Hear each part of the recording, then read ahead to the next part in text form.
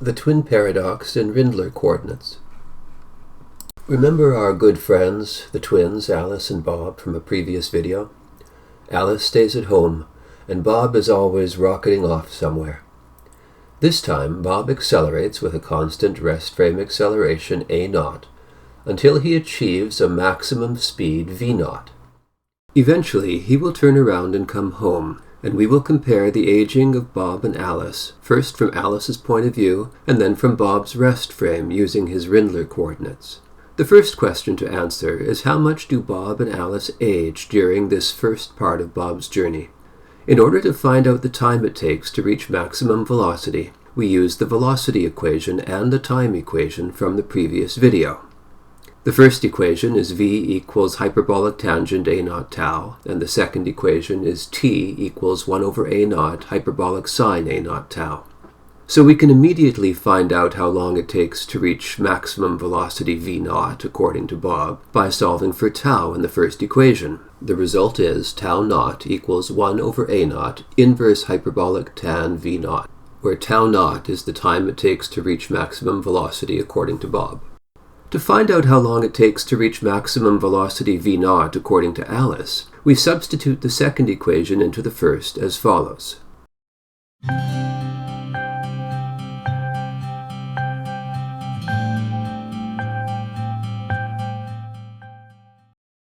This equation describes Bob's velocity as a function of Alice's time. Now let's rearrange this equation to solve for t0.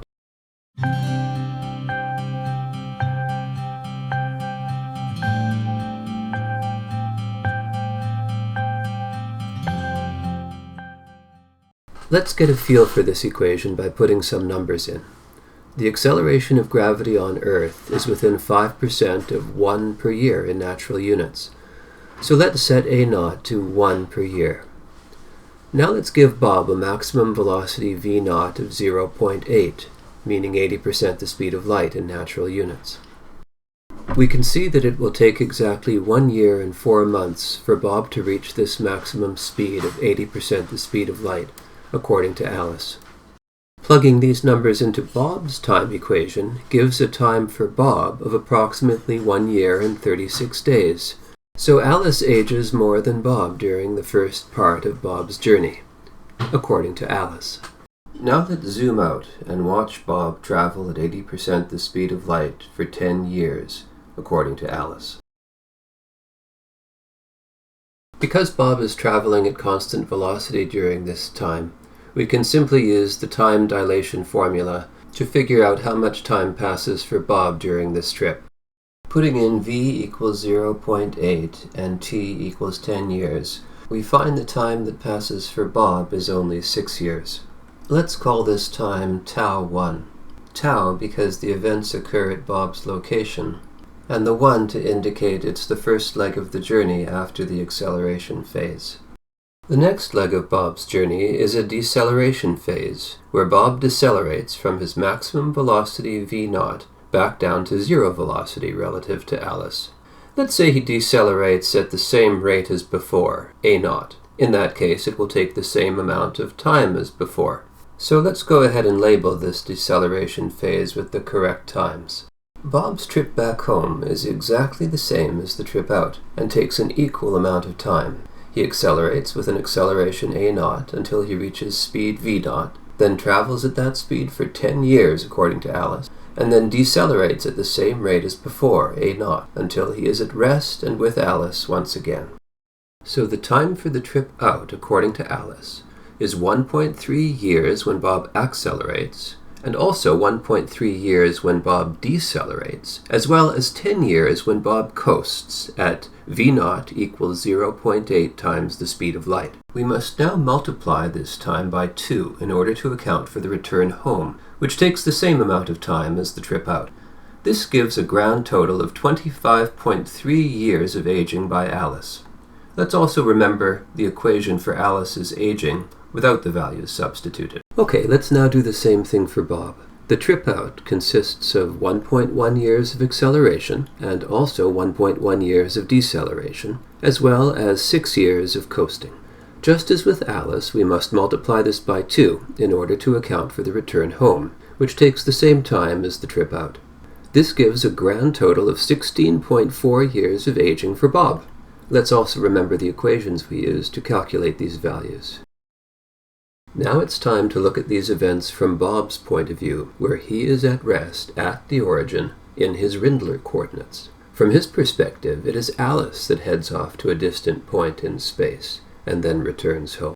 Let's see what Alice's trajectory looks like for Bob using his Rindler coordinates. Alice is at x equals 0 always by definition, so let's set x equal to 0 so we can track Alice. Good. Now let's solve the first equation to get x prime as a function of t prime.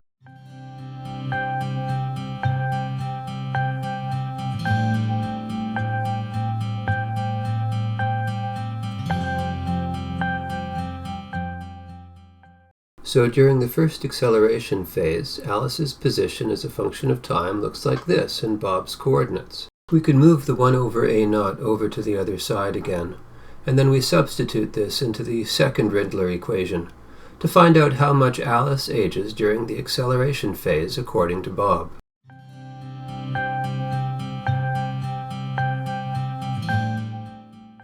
Now the first acceleration phase of the journey takes time τ0 according to Bob. And recall from earlier in the video that v0 equals hyperbolic tan a0 τ0. So Bob measures Alice to age an amount tau Alice naught equals v0 divided by a0. We are using the letter tau now for Alice because this is the time measured at her location, namely x equals 0. Now Bob's coasting time, as you recall, is τ1 equals t1 times the square root of 1 minus v0 squared. Since Alice and Bob are both moving at constant velocity during this phase, Bob will measure Alice's time to be dilated using the familiar time dilation formula. So tau a1 will equal τ1 times the square root of 1 minus v squared. Substituting in the expression for τ1, we arrive at the result tau a1 equals t1 times 1 minus v squared. The next part of the journey is the most interesting, as it corresponds to Bob decelerating and coming to rest at his outermost point, to which we will give coordinates x0, t0. To find out what happens to Alice in Bob's Rindler coordinates, we must modify them to account for the new origin of the acceleration. This was discussed in a previous video, and is accomplished by modifying his Rindler coordinates to look like this.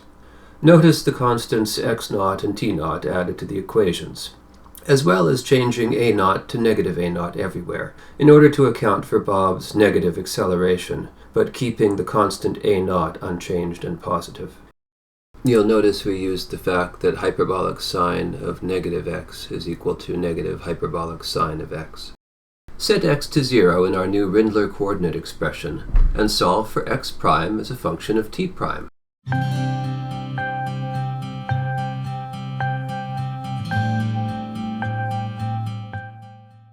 This equation describes Alice's position as a function of time in Bob's reference frame. To get an even better idea of Alice's motion, let's take the derivative and see how fast she's going.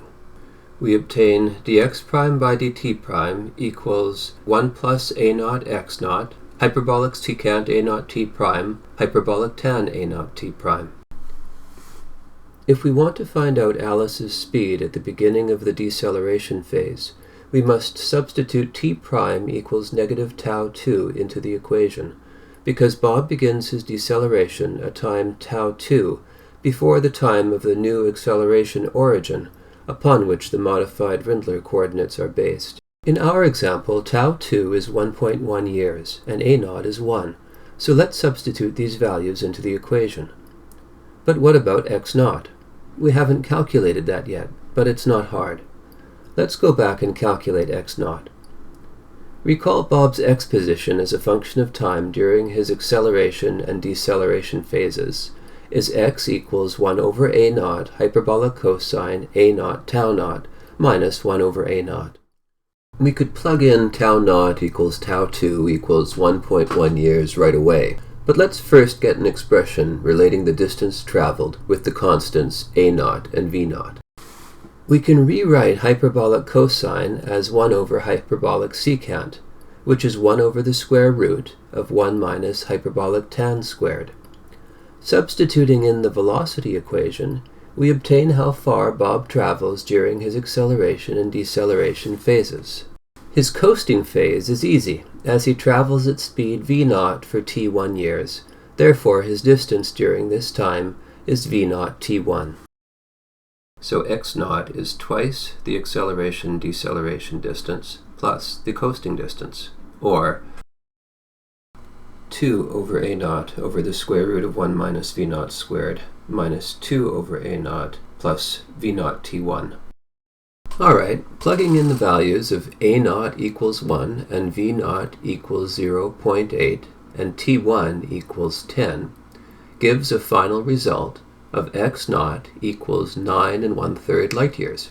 Now we can plug this value of x0 into Alice's velocity equation. There. This yields a final result for Alice's velocity of dx prime by dt prime equals negative 4.96. So Bob measures Alice to be moving at a rate of about 5 times the speed of light at the beginning of the deceleration phase. The reason for this superluminous speed is that when Bob slams on the brakes, Alice Lorentz expands away from Bob at a high rate because their relative velocity is decreasing. Let's use the x prime as a function of t prime equation to trace this out on the spacetime diagram.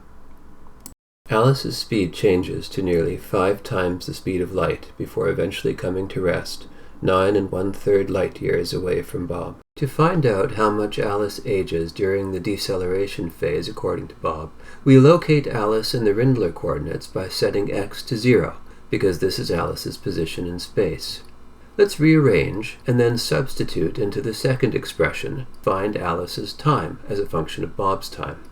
Now we let t prime equal negative tau 2, because the deceleration begins at negative tau 2 from the new acceleration origin of 0, 0 in Bob's modified Rindler coordinate system. To find out how much Alice ages during this phase, we want the quantity t0 minus t. So let's move t0 over to the other side of the equation. Now tau 2 equals tau 0, because as you may recall, decelerating from speed v0 to 0 takes the same amount of time as accelerating from speed 0 to speed v0. So we can replace hyperbolic tan a0 tau 2 with v0. Let's call Alice's aging during this part of her journey tau a2. Now let's expand out the brackets. This completes the time calculations for Alice's journey out. The calculations for her journey back are identical. Let's watch her reunite with Bob.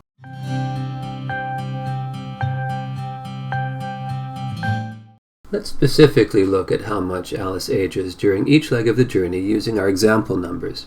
Recall v0 equals 0.8, a0 equals 1, and t0 equals 10 years. Also remember that x0 was calculated to be 9 1/3. Plugging these numbers into our expressions for Alice's aging during the journey, we obtain tau 0 equals 0.8, tau 1 equals 3.6, and tau 2 equals 8.27. Adding these all up together gives a value of 12.67 years. Multiply by 2 for the return journey gives us a grand total of 25.3 years, which agrees with our calculation in Alice's rest frame, which of course it must. As you can see, most of Alice's aging occurs during the deceleration phase, with the largest contribution being v0 x0 times 2 for the return journey, or 14.9 years. You may recall from a previous video that the simultaneity gap is 2 v0 x0. So this can be identified as the simultaneity gap aging of Alice.